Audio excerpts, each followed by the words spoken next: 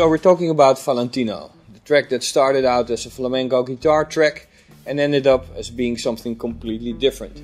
It went in a completely different direction.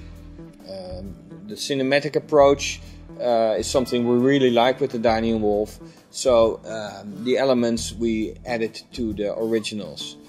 Sometimes that happens, a track goes in a different direction. You don't control that always, but that's no problem, just go with the flow. So let's have a listen to the track as it was coming from the jam session and how it ended up on the album. Let's check it out.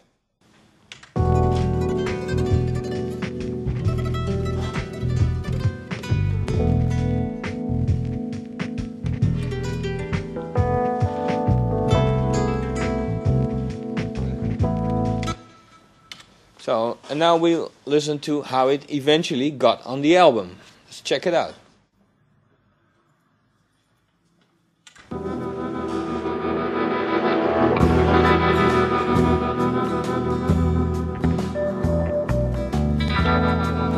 Well, as I said, we added a lot of elements. You can hear a much richer content. Strings, guitars, tune.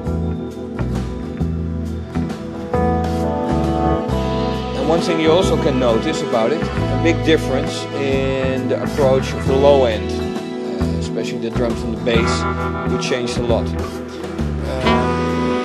That was also due to the fact that when we relocated our studio to Amsterdam and worked in a new acoustic environment with a new monitor system, a subwoofer extra, we found out that the low end clashed.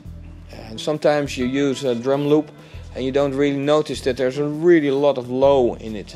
And if you have a bass guitar and a drum loop struggling for the same frequency range, the low end, you will have a problem in your mix because there's not enough space for that.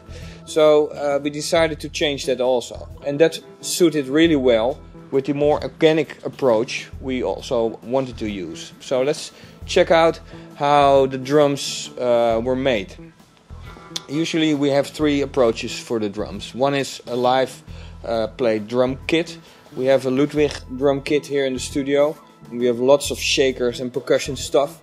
But if we need some live played drum or percussion, we can use it and play it ourselves. Also we like to use samples, just electronic sounding bass kicks and snares for the more tighter sound. And a program we love to use is Addictive Drums. Let's see how Addictive Drums looks like. Addictive Drums is a sample-based drum program you can use in Cubase as a plugin. The really good thing about this program is that it is really tweakable, like you would tweak a drum kit.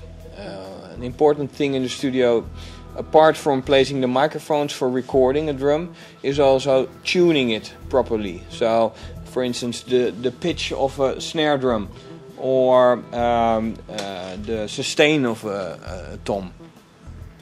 I will click on a few of the images here to hear what the sound is. So, for instance, the kick drum and the snare. Here you have a whole range of cymbals, for instance a ride cymbal, crashes,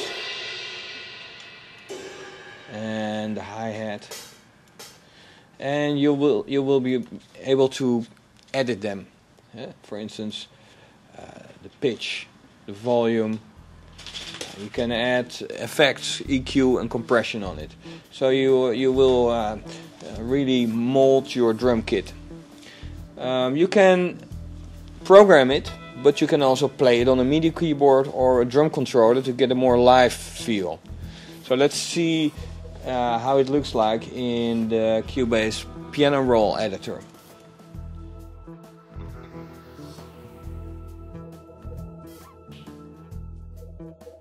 Here you see, for instance, the bass drum and the snare drum.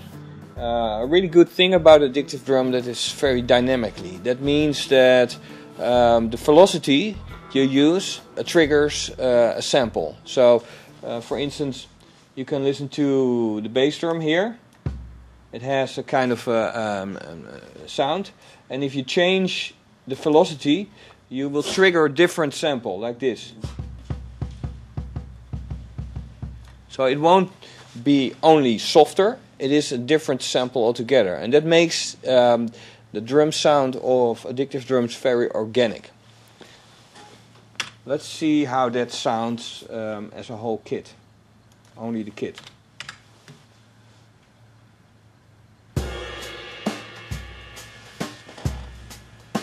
Well, you can hear a really nice organic sounding drum loop. So once you programmed your drums and you tweaked Addictive Drums, then it's time to mix it. And one thing we really love to do is to mix all the separate drum elements as a whole, as a unity. And we do that by using a compressor on the drum bus. That way you get a really tight sounding drum. Instead of loose elements, you get a real unity in the sound.